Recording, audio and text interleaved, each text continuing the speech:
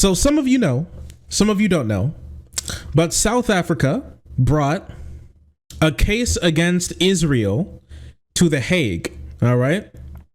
A couple of days ago now. About 3 days ago as of this recording. It took me a little bit to get to this, but I really wanted to talk about this in a more condensed fashion than just a reaction because there's so much important stuff here. I wanted to watch both ends and write down the most important points to be able to bring to you in the synthesized manner. Okay? So let's talk about this because it's really important. As you know, Israel is enacting a war on what it calls Hamas, but many people describe it as a war against Gaza and the Palestinian people as a whole. As many people have noticed, there is a high number of civilian casualties in this war. And many people are describing it as a genocide, me, myself included. So South Africa, with a very fraught history and one very knowledgeable in things of apartheid and genocide, has decided to take it upon itself to file a motion at the ICJ. Now, you may be confusing this with the ICC, the International Criminal Court. This is the International Court of Justice. Now, you may be asking, what's the difference? The ICC is is about disputes between individuals. Okay, the ICJ is about disputes between states. Okay, so the ICC, if I remember correctly, is where Nazis were taken to be held on trial because it was for individuals. This is for states. That's what the ICJ is for. Okay. Israel doesn't have a good track record at the ICJ. There's several reasons for that, but we can talk about that a little later. A couple weeks ago, South Africa released a very long, about 80-page document detailing its argument that it believes that Israel is committing genocide against the Palestinian people as a whole, but Gazans in particular. And there was a lot of really interesting stuff in there, and it was a very damning report that they put together. But they decided to take it one step further and take Israel to the ICJ, where they can be tried for committing genocide against the Palestinian people in a more public and also professional setting. And this is where we were a couple days ago. I wrote down some of the most important points, and I want to talk about some of them here because it's very interesting, the things that they bring up, and I believe that they had a really tight case. So let's talk about something, okay?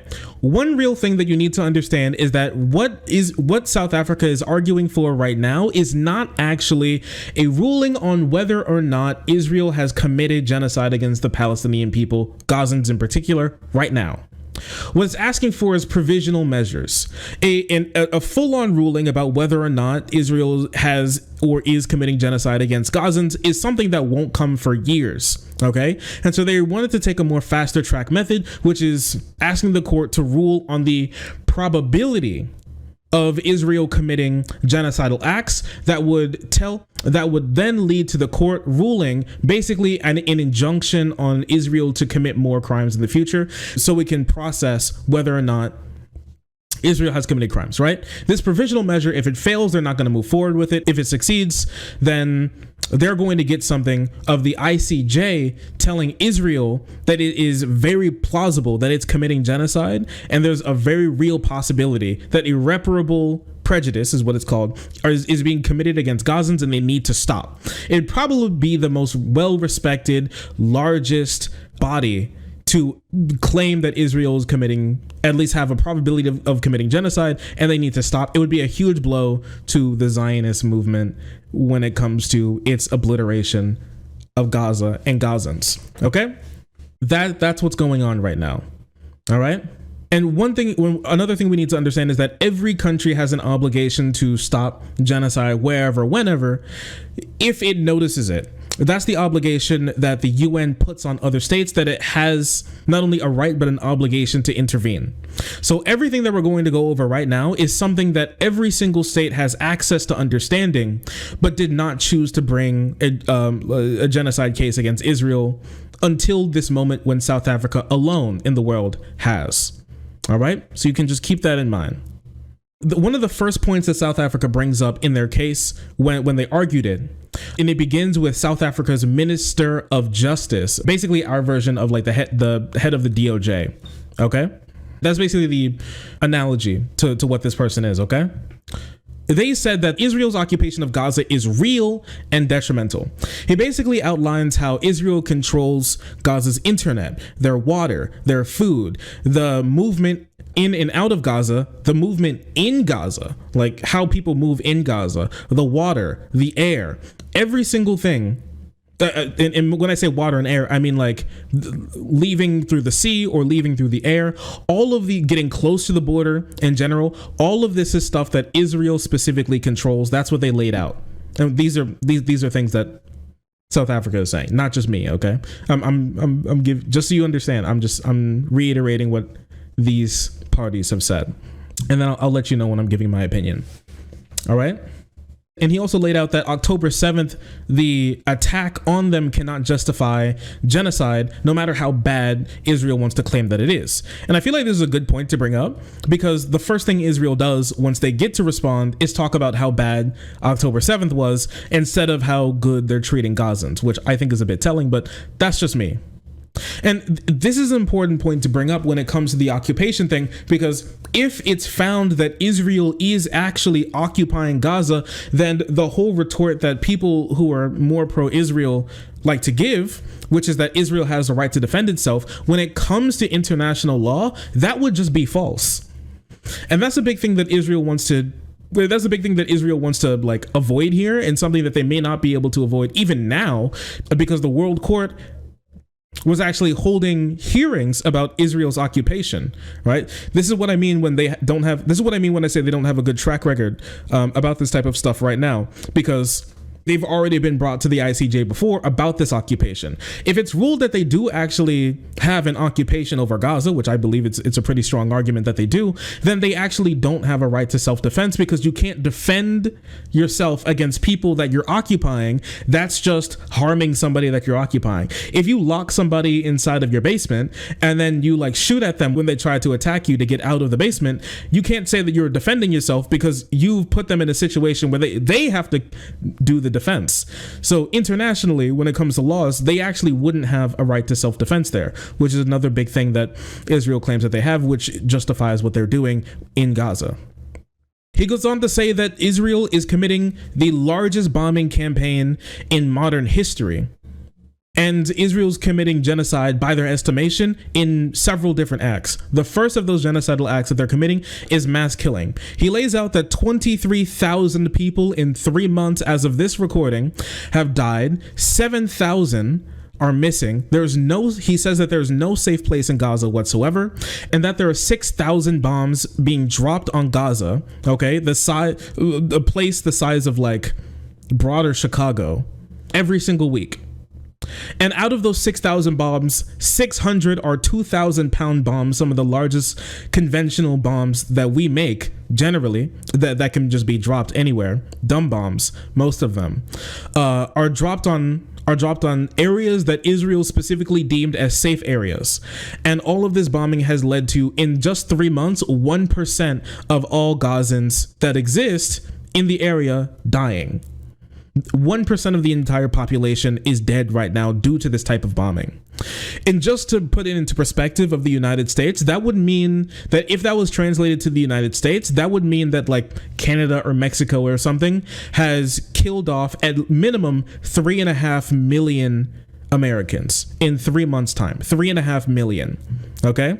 He wrote down that the second act of genocide would be the serious body or mental harm committed against Gazans, and bases this on how the healthcare system of Gaza has completely collapsed. Almost none of the hospitals are working anymore, and many children have been kidnapped. There have also been videos of children taken from Gaza being kept in cages. A lot of people who are super pro-Israel tried to say that it's actually Israeli children that are being kept by Hamas, but it was actually Palestinian and Gazan children that are being held captive, which are many times referred to as prisoners, I guess. He also laid out in this second act that there is a complete destruction of life, of the quality of life of Gazans. Forced displacement. He laid out a stat that 85% of the entirety of Gaza's population has been forcefully displaced, and how a little while ago, if you all remember, Israel ordered that within 24 hours, 1.1 million Gazans need to be moved from North Gaza to South Gaza, even the hospitals included, or else they risk themselves being bombed. Okay? And they said that in 24 hours, a mass displacement of 1.1 million people in 24 hours. And even while they were being moved, they were also being bombed. And those supposedly safe corridors that Israel set up for them is what he claimed. All right. He also said there was almost no humanitarian aid moving through Gaza, and an estimated 3,500 homes were destroyed, leaving about 500,000 people completely homeless at this point in time, 3 months into their war. He also brought out the extreme risk of famine. He also brought in the extreme risk of famine in Gaza as well, saying that 93% of the people in Gaza, the 2 million people in Gaza right now, are at risk of hunger. 93% of them. And the amount of people that died right now could actually be exceeded by the amount of people who will die in the future due to starvation. That's what the UN has claimed right now about how this war is going on and the ramifications it could have in the future. He said it leads to, quote, conditions that lead to a slow death, and that Israel keeps denying aid. They said that the UN and other humanitarian bodies say that 500 trucks should be moving from surrounding states into Gaza carrying humanitarian aid, and at the moment there are only about 100 of those trucks, about 120 that are moving in the allotted time frame when it should be actually 500. Israel is holding up the other hundreds of trucks that should be moving in. There are no more clean areas in the entirety of Gaza, and disease has started to strike the entirety of the population.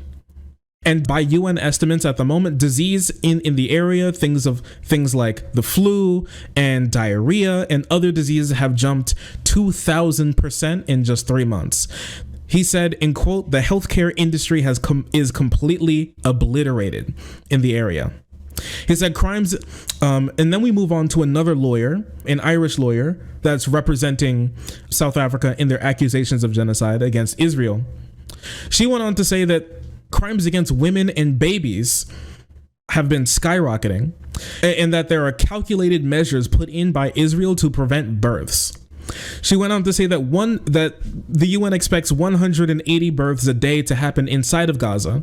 And of those 180 women who are giving birth, 15% of that 180 is estimated to have complications in birth, leading to them needing medical care to ensure that they simply don't die. And that's nothing that they're able to have, since they also claim, and there are videos of people needing to be amputated who've been blown to pieces, cut to pieces by Israeli forces, who need to be amputated or have surgery done without clean environments, on kitchen tables that still exist with no anesthetic. There was a doctor recently who had to amputate his own daughter, but she didn't make it even through the limited healthcare that they had, since her limbs were just falling off of her body due to her being caught in a blast in a Israel designated safe zone that they dropped a bomb onto. She also claimed that those people have no help. So these are all things that are happening, but to prove genocide, you need genocidal intent, okay? So then they move on to talk about the intent that they believe Israel has to commit genocide in whole or in part of the Palestinian people. They then go on to Netanyahu's claim of Netanyahu's invocation of the idea of Amalek, okay? And how they said that this was an invocation of Amalek to show that they mean to wipe out the Gazans from the entire area, comparing them to the Amalekites, all right? Which were people that went to war with Israel, that Israel were sent by God to cut down. And so this is something that people haven't really been talking about a lot. I know a lot of people have been referring to Netanyahu and other Israeli politicians and talking heads invocation of Amalek without actually understanding what that genuinely meant. So a lot of people don't know this, but like really Orthodox Jews and a lot of Jews, especially in Israel, kind of think of themselves as, this is the best comparison that I have. A lot of you may be thinking, what the hell? But I promise you, stick with me. It makes more sense than you think. A lot of these flavor of Jews kind of see themselves as the Hylians from Legend of Zelda, and they have a Ganondorf that they must always fight. Now you may be wondering what the hell that means. That Ganondorf type character is the Amalekites. Okay, their idea is that way back in the day when the Jews were first moving into Israel, there was a competing group of people in the similar area named the Amalekites. Okay, broadened out to Amalek. All right, and Amalek went to war for resources and everything against Israelites and all that, and God and Israelites were like God's chosen people, so he was like, dog, you're gonna win this shit. Okay, we're gonna have you cut those people down. All right. And they also said that Amalek, the seed of Amalek, will, even when you cut them down through the ages, Amalek will come back and threaten Israel again. And it is upon Israel to then cut down Amalek and destroy the seed of Amalek that will once and for all stop them from coming back. So it's just kind of like through the generations, a great evil will arise. That will be Amalek, and they have to cut that down. And then there will be years of peace, and then Amalek will return, and they have to cut it down again. They actually believe themselves as like the hero of time that needs to cut down Ganondorf to stop his evil plot. But even when they cut them down, he will return once more, sometime, somewhere, in some different form, to challenge them once again, and they have to use God's sword of truth to cut them down once again. Netanyahu claims that Gaza and Gazans are the new Amalek, and the Palestinian people are the seed of Amalek, and that needs to be destroyed. That's basically what he was saying there. And so to prove this, once again, here's the direct quote from the Bible, the Hebrew Bible, about that. All right? In quote, "I will punish the Amalekites for what they did to Israel when they waylaid them as they came from Egypt." And this is God speaking. And God says, "Now go, attack the Amalekites and totally destroy all that belongs to them. Do not spare them. Put to death men and women, children and infants, cattle and sheep, camels and donkeys." Moses said, "The eternal will be at war against Amalek throughout the ages." And so, yes, this is where the idea that Amalek will come, this form of Amalek will spring back up to challenge Israel, and they need to cut them down once again. And then remember, Netanyahu said that Gazans and Palestinians in general are the seed of Amalek, and you need to, in quote, not forget what Amalek did to you. Shark, I think the invocation was more colloquial there. There isn't actually a consistent religious invocation of that term. Okay, but like, I can hear that. You're telling me that in Israel, somebody like steals your bike, and then they go, "We need to fuck up that Amalek." They go, "Fuck you, Amalek." If it is as just like a colloquial term, it would be used as like a great evil. It's to be used as like a great evil that needs to be cut down at all costs. So I mean, maybe he wasn't referring directly to the quote, but this is the part of the Bible that he was referring to. Yeah, you can't talk to a group of people like that. Yeah. So moving on through that, the deputy speaker of the Knesset, they then bring on other quotes from people who are popular in Israel to claim that Israel has a genocidal intent.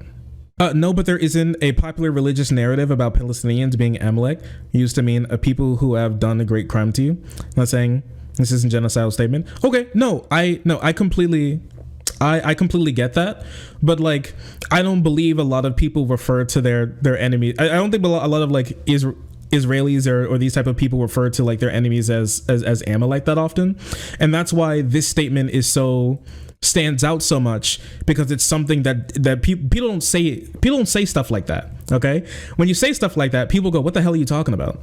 And that's why this is so dangerous here.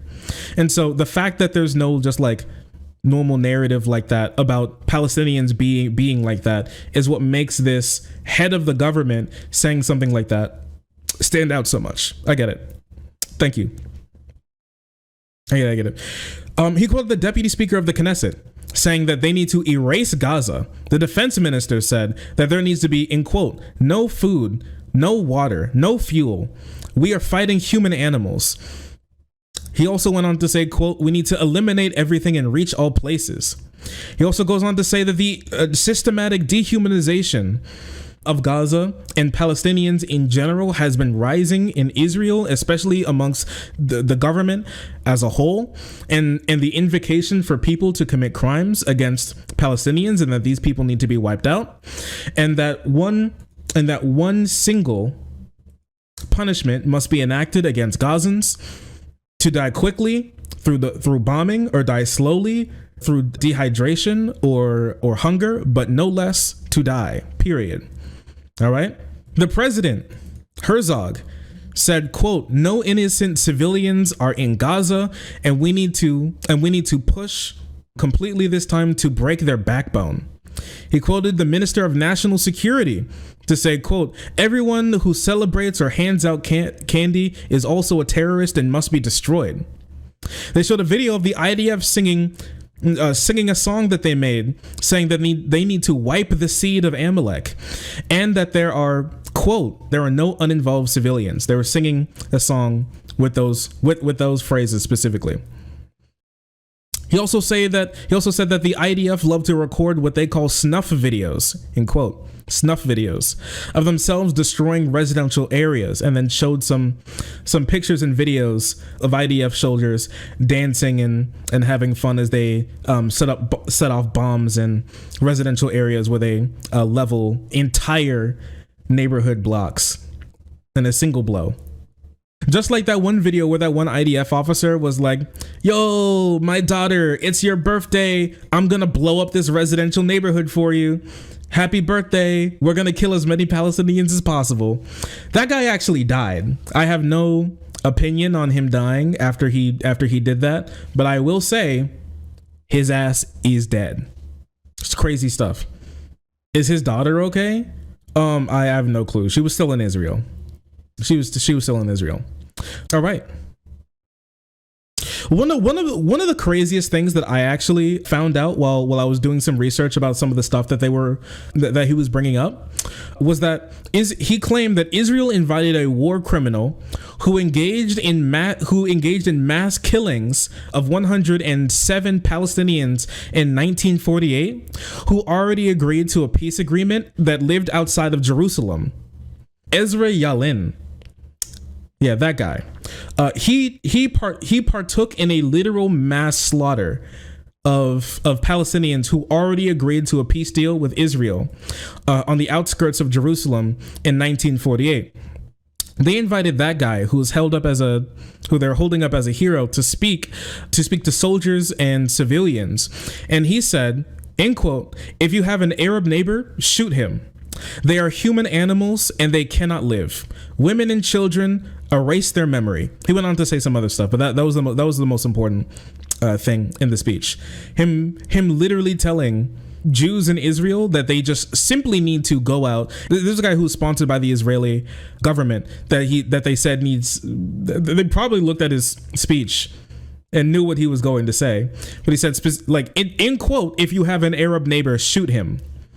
These are human animals and they cannot live. Erase their memory, end quote.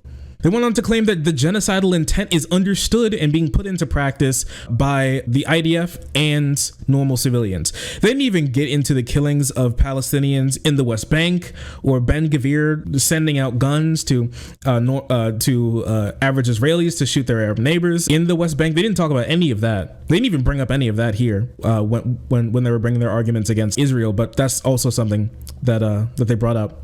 He went on to say that the politicians in the Knesset, which is Israel's governing body, have even advocated to drop nukes on Gaza. A party leader in the Knesset said that government attorneys agreed with him, saying that all Gazans need to be destroyed. And the UN said they claimed that the UN even begged. They said, end quote, "We're on our knees asking Israel to allow aid into Gaza to stop one of the largest humanitarian crises that we have ever seen." He also claimed, end quote, "What state would admit to genocide?" And I want you to keep that in mind, that quote there, because it's really important. What state would admit to genocide? Because it's a good question. What state would admit to genocide, right? That we're just killing all these people. Even Nazi Germany hid a lot of their death camps and didn't tell their people like what they were actually doing across Eastern Europe. They didn't even do that, right? They didn't even straight up admit to genocide. Nobody wants to be the bad guy. Going on, the Irish lawyer went on to bring up a stat to say that 4 out of 5 people experiencing famine or at risk of famine in the entire world are in Gaza right now. 4 out of 5 people in the entire world at risk of famine right now are in Gaza.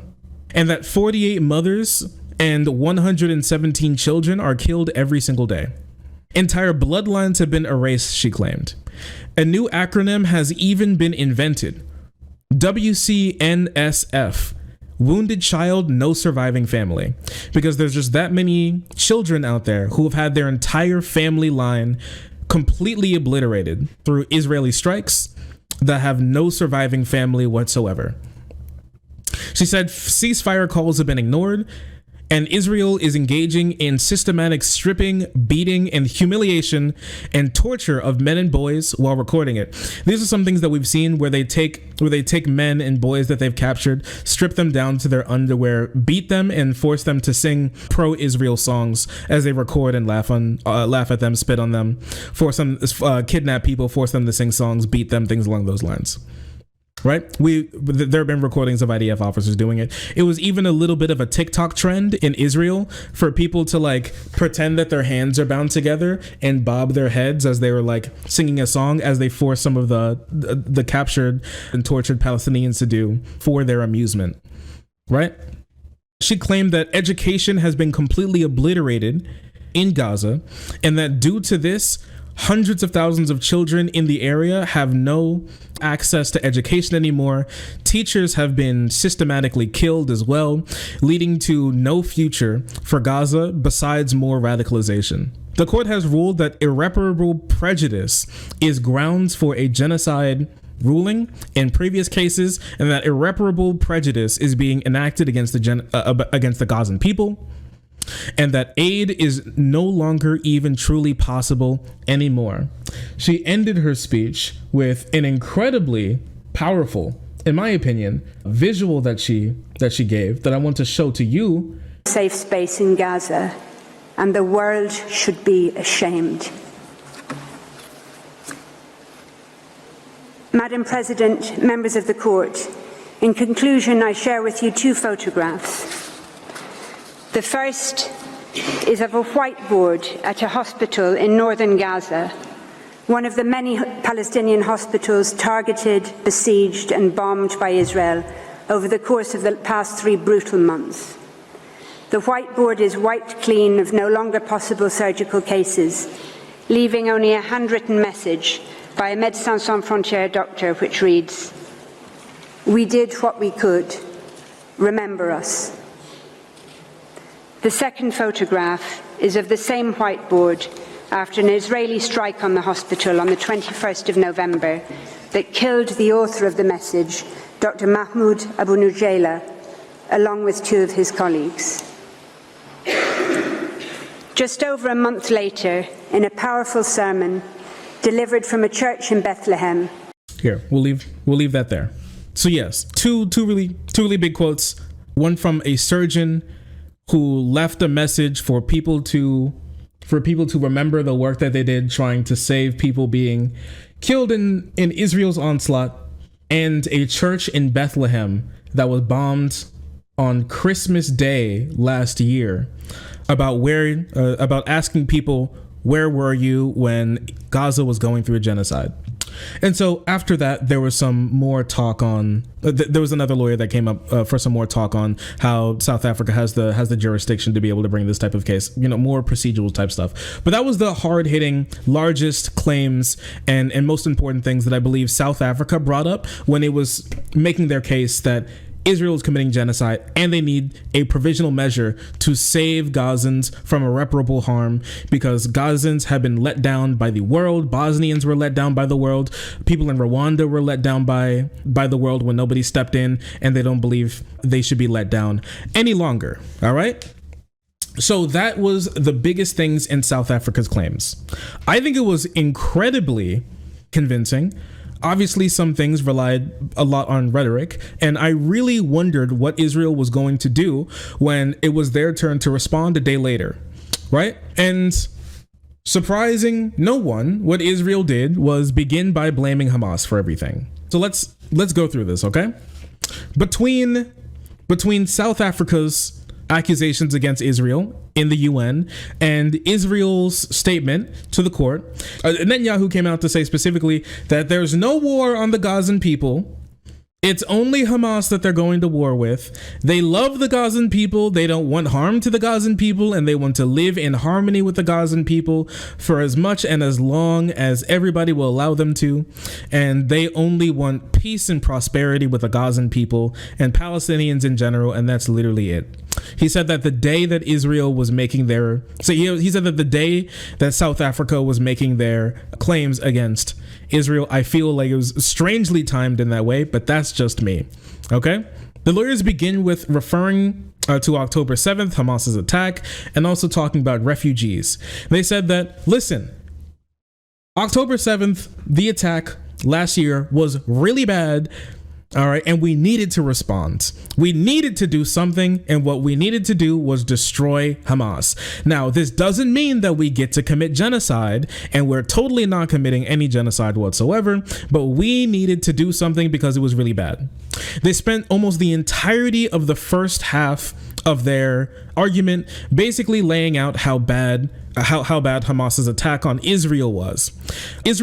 They also claimed that they basically claimed that Israel was the real victim of genocide, and the real genociders was Hamas. And they claimed that Hamas's leader said that they wanted to get rid of Jews on the land, and they want to annihilate Israel in its totality. They also implied that South Africa thinks Israel deserves terrorism because South Africa, when the attack happened in October, they came out to say that Israel's occupation and dehumanization of Palestinians over the entirety of the occupation of Palestinian land after they were installed in the 1900s has led to attacks like this happening, and that Israel needs to change their ways. They basically said that maybe South Africa and South Africa's lawyers believe that Israel deserves to be bombed and destroyed and glassed and all that type of stuff, right? They imply that that's what South Africa believes. They then showed a slideshow of all of the alleged hostages and people who have been harmed by Hamas. And then they said that Israel has a right to defend themselves and stop the real genocide going on, which is totally not them, but it was actually Hamas. I saw a lot of people talk about stuff like this, right? That the real people who need to brought up against the ICJ were actually Hamas and its leaders and not Israel. One thing that I found out about this, which is super interesting, is that Israel actually said this stuff before, but Hamas actually agreed and said yes, they were willing to go to the court to prove that Israel's committing genocide against them, but then Israel did not move forward on its threats to do that. I do not know why, but I do know that happened. Okay, and if anybody has any other description of how that happened, if I'm getting that wrong, please let me know. But as far as I've read, that's something that actually happened, which was a little wacky in my opinion, but it is what it is. Haven't heard of that? Okay. I don't have the article up at the moment, but I read something along those lines. Information on this is a little harder to get. So yeah, take that with a grain of salt. But they did claim that they want to bring, but they did claim that Hamas are the real genociders. Okay. The lawyer for Israel also said that Israel is going to act humanely as Hamas acts with inhumanity against them. Netanyahu said that they're fighting Hamas and not Gaza, not only to protect them, but to protect Palestinians, and say that they want to live peacefully with Palestinians. Well, this is him quoting Netanyahu, saying that they want to live peacefully with Palestinians, but Palestinians can be of no threat to Israel whatsoever. Saying that not only do Gazans need to weed out all the terrorism and specifically de-radicalize all Gazans, but also they need to make sure that Gazans have no possibility of ever threatening Israel ever again. So completely obliterating their military capabilities. The same thing that Russia said about Ukraine, actually. And then after all of this, they basically spent another third of their talk talking about how South Africa doesn't have the jurisdiction to bring the case that they have against Israel because they didn't know that South Africa actually cared about what was going on, and procedures for bringing up a genocide case against another state means that you need to let the other state know that you care about them committing genocide, and that South Africa didn't give Israel enough time to let them know specifically that they cared about them possibly committing genocide. So this case isn't even applicable on the grounds that South Africa didn't tell them that they cared about them possibly committing genocide to their faces plainly enough, which is quite remarkable. What is Blood waffling about? Yeah. He specifically used the quote "curious indeed." I'm not lying. He specifically said "curious indeed" while talking. This is a British lawyer. Gazans definitely don't have a toaster oven. They definitely don't have an air fryer. I'm going to be honest with you. Curious indeed. And conveying its wish for discussions to be held following the close of these oral hearings. South Africa, in a note dated the 10th of January, summarily and surprisingly, in the circumstances, said there was no point in such a meeting. Curious indeed. Curious indeed. He got the wig. Yes, they all have to wear the silly wigs. They do all have to wear the silly wigs. Yes. Does he look like a Disney villain? Many of them are obligated to wear the silly wigs. All right. It's radicalizing me against Brit bongers. Now, remember, the lawyers are simply just lawyers. And so it doesn't really mean that just because they're a lawyer for one side or the other doesn't really mean that they support that side. It can, but they're just lawyers. So their job is to read off. Their job is to protect their client. Right. That's just it. That lawyer previously defended Serbia. That's true. And there are lawyers out there who defend Epstein. So it is a goofy ass wig, I will say. They went on to claim that war is brutal and it costs lives, and that can't be helped. But Israel is trying to kill as little people as possible, and but Hamas is not. And Hamas is the one that's really the genocidal force here. And Hamas is the one that's making everything so difficult for Israel to not kill as many people as possible. They said they're threatening force against Gaza and Gazans and Hamas, but the threat of force cannot be genocidal in and of itself, which is true. And they said that South Africa can't prove intent at all to commit genocide because some statements are bad. That's true. When people do say bad and mean and evil things, but those statements are not fundamental law in Israel, that specifically there is no law saying kill all Palestinians. So because of that, they can't really prove intent to commit those types of crimes. And also Hamas is worse because they're committing more crimes that are so much worse than Israel actually is. Remember, as you can see, every time they have a claim, they just want to pivot back to Israel. So they want to pivot back to Hamas more than anything else. The claim that proof that Israel not only does not have a genocidal intent, but also an intent not to hurt normal civilians. They said that Israel has been dropping leaflets. They've been doing warnings. They've been making tweets. Yes, literally, he brought up tweets. They've been doing radio and warnings of bombings that will be coming to help people move away and evacuate from areas that will soon have bombs dropped on them. He also brought up how they do knock warnings. You remember, right before the war really started, right after the war started, Israel blew up the largest apartment block in all of Gaza. First, they dropped a knock bomb where they drop a bomb that's not big enough to completely destroy the building on the top of the building, and then they drop a bomb big enough to destroy the entire building a few minutes later. Not the tweets. Yeah, they did bring up the fact that Israel has been sending tweets in Arabic so Gazans can read the tweets and then be like, oh shit, my ass is going to turn into red mist, and then run away from the area so they don't get bombed, right? This would be more convincing if Israel didn't cut off Gaza's internet for an extended period of time while they were bombing them. So maybe they cut off electricity and internet. So maybe some of them could have seen it, but the vast majority didn't, because if they can't get food, more likely than not, they can't just normally charge their phone either, right? They also said that Israel has been setting up field hospitals in the area. I didn't know how many field hospitals there were, but they went on to clarify how many field hospitals there are. And they also want aid to move into Gaza. And they say they really care about harm reduction towards Gazans. They also claim that Israeli law, when it comes to war in Gaza, they said that uninvolved civilians cannot be harmed or humiliated or have things taken from them if it can be helped. And they're doing their best to make sure that doesn't happen.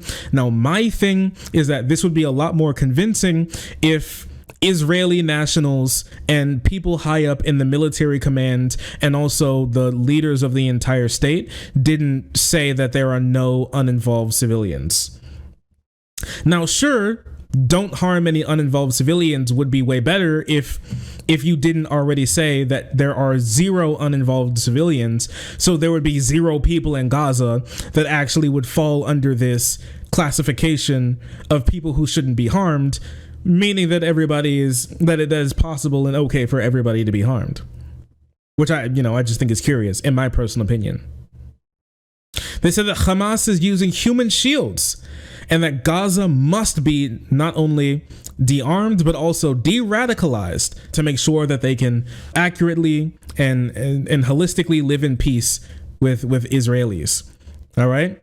And so the staggering amount of human casualties, 1/3 of which by Israel's own estimation are children, over 9,000 children who have been killed by Israel's own estimation, are actually due to Hamas human shields. And that is leading to so many more deaths that could have been avoided.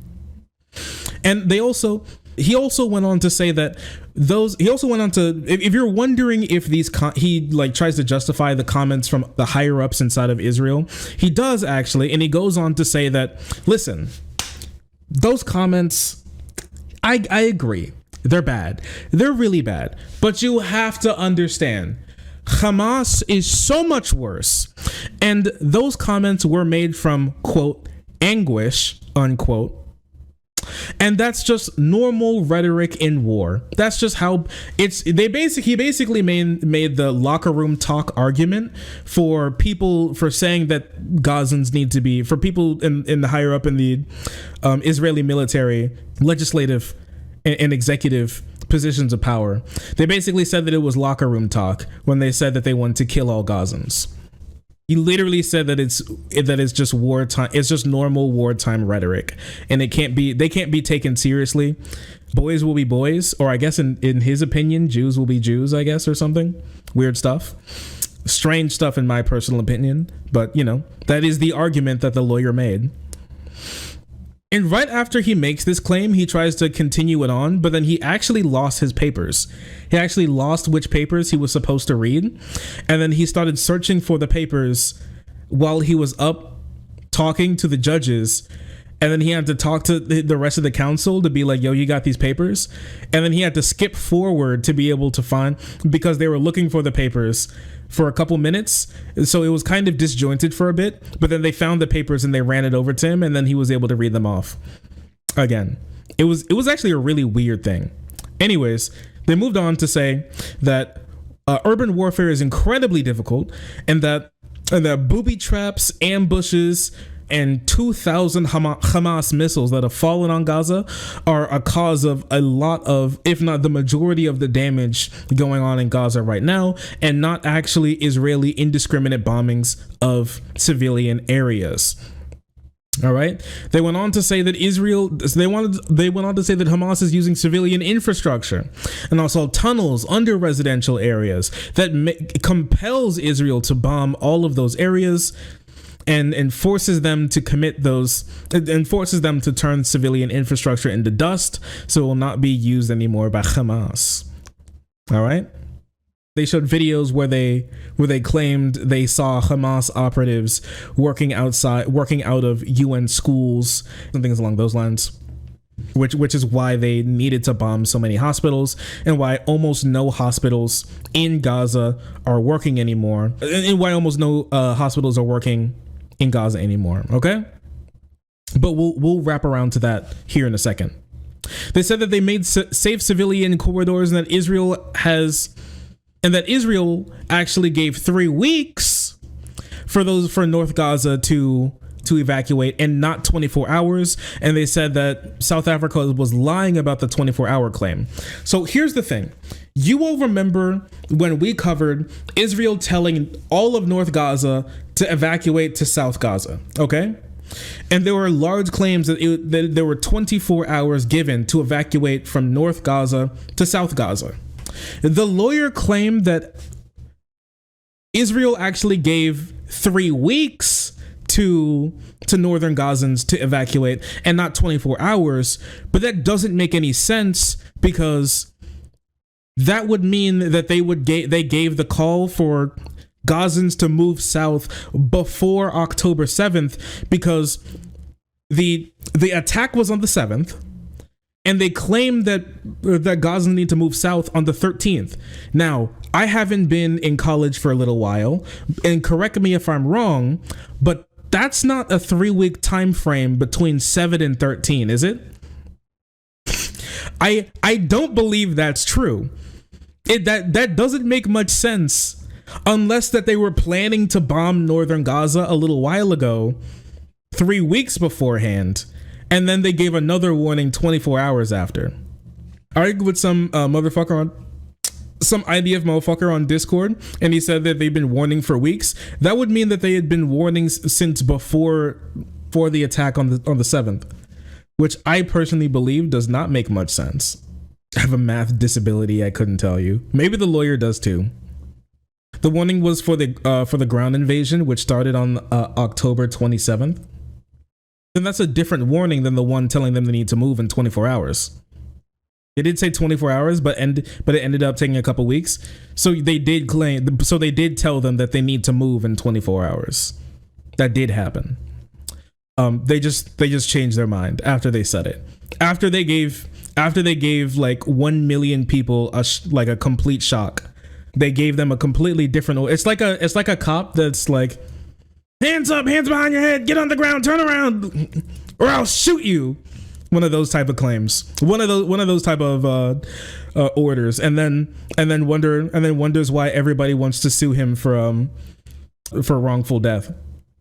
They went on to claim that they have a contingency called COGAT. Now, have you all heard of COGAT? COGAT is an acronym for Coordination of Government Activities in the Territories. Okay, so COGAT is Israel's military arm used to communicate with humanitarian organizations and the UN when it comes to their activities inside of Gaza. Now, they claim that COGAT is proof that they don't have genocidal intent, but also the UN said that COGAT is unwilling to work with them in many in many instances, and also has disagreed with them when it comes to humanitarian causes and has not been holding up their end of the bargain when it comes to keeping people safe in Gaza. They also said the reason why there aren't that many trucks in their starvation is because Hamas is stealing all of the trucks that they let in. And that Gazans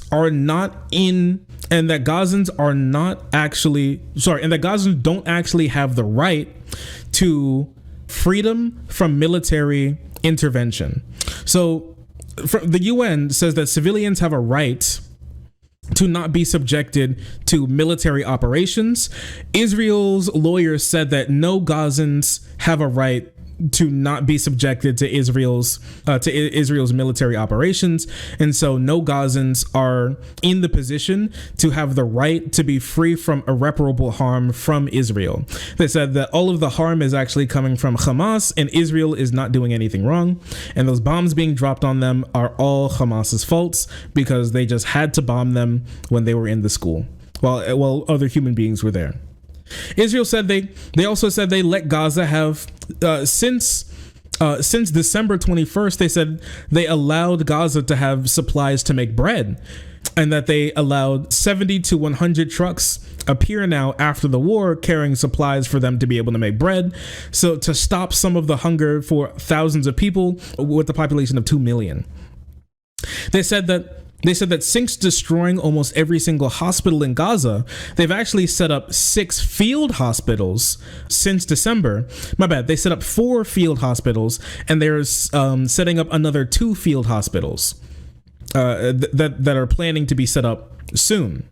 And that there's no need for the court to say that there is an urgent threat against there's no urgent threat against Gazans dying, because the ground assault is already slowing and it's shrinking, and they're pulling soldiers out of Gaza already because they've claimed that they've completely dismantled Hamas in the north, and that there is no need for that many soldiers to be in there. So they don't need to be ruled against when it comes to genocide, because they've stopped the possible genocide that could have been happening already. They also said that they let journalists and the UN into an observed northern Gaza as well. Oh, they said that Gazans don't have the right to be protected from military operations because Israel is the one that's being subjected to genocide right now. So they're the real victims. Then it off by saying that provisional measures means that that this case isn't even real and shouldn't even be taken up, and that the court should just throw the case out and not rule against Israel or rule in the case whatsoever, because if it does, that will stop Israel from being able to stop terror attacks in the future. So that's basically how they ended their arguments. In my personal opinion, they touched on very few of the real concerns that people have. Oh yes, they also claimed that they killed 76 Palestinian journalists at the moment as well, and many more non-Palestinian journalists have been killed as well in bombings. Humanitarian aid, Red Crescent, have been bombed. They didn't comment on their use of white phosphorus or other illegal chemical weapons inside of Gaza or Lebanon at the moment either, and that's just or like journalists or humanitarian aid workers inside of Gaza or Lebanon as well, those people who have been killed by Israel. They just haven't talked about any of that type of stuff at all, and I think that is a bit unfortunate that happened, but that's just like kind of how it is for now. That's how they decided to end their defense of themselves. Now, I don't think that this defense was very good. In my personal opinion, I don't think it's very good. I've seen a lot of people react to Israel's defense or like South Africa's claims. Basically, it's just that South Africa hates Jewish people, the world hates Jews, and that's why they want to stop them from being able to bomb Palestine, because they want Palestinians to bomb to kill all of the Jews because everybody hates Jews. Basically, that's like the entire thing that I've been hearing people say who are on like the Israeli side of everything about why they don't need to be subject to a provisional measure, telling them that they need to stop operations at the moment. It seems quite ass, if I'm going to be honest with you. that if anybody says anything besides Israel can nuke the entire world if they feel like it, is anti-Semitism, and that's just like basically it. Quite sad stuff, belittling the real threat, the real rising threat too of anti-Semitism in the world. It wasn't a defense, it was just a bunch of excuses. I will say that as well. It does seem like it's definitely a bunch of excuses going on at the moment from Israel, but that's everything that was claimed. Is mayonnaise anti-Semitism? I would say yes. This is going to cause terror attacks. Yeah, like they're forming more terror attacks, like, right? I'm just gonna be honest with you. If you live in Gaza, you have no possibility of getting an education anymore. Your entire, like 70 of your family members were blown up in a 2,000-pound bomb while they were like sleeping in a refugee camp. You see people starving, you see people dying, nobody cares. Bro, what career path do you have besides like corpse and terrorist? Like, like what career path is like Israel leaving Gazans besides corpse or terrorist? And I think we should be honest with ourselves. And the thing is, Israel doesn't really have an end planned. Like their goal is to de-radicalize Gazans by bombing them until they stop hating Israel, and to make sure that they have no more weapons to hate Israel with by bombing them. If you live in Gaza, your life as a normal human being is over. That's just kind of true. It's just kind of over. I don't know, like one of the biggest stats that got me is that 4 in 5 people in the entire world at risk for hunger is in Gaza. That's probably one of the craziest stats that I've heard in my entire life. Like, we talk about stopping world hunger. Israel has invented world hunger. We'd get rid of like most of world hunger if Israel would just stop. They're going to hate Israel forever at this point. That's just, I don't know, just what they want to do. After this as well, one of the last things that I want to bring up is that Germany wanted to ask the court if they could join the case on the side of Israel to give arguments for why they personally don't believe Israel is like guilty of genocide. And you don't have to, if you join the case, you don't have to say what side you're on. You can just provide arguments. But Germany said specifically that they want to join on the side of Israel to prove that they've never done anything wrong. Yeah, so that's where we are right now. That's where we are right now with all of this. Israel joined the war on genocide on the side of genocide. Yes. Conflating the Israeli government with Jewish people is grade A ethno-state brain rot. Yeah, listen, the Israeli government is not there for Jews. It's there for the Israeli government. And that's like literally it. That's all there is to it. Come here. Oh. Hi. Oh, sorry. I didn't see you there. If you're enjoying the content, hit the subscribe button. If you don't, it'll make Boo very sad. I know a bunch of you who are watching are not subscribed. Join the frenzy. You won't regret it. Thank you, Boo.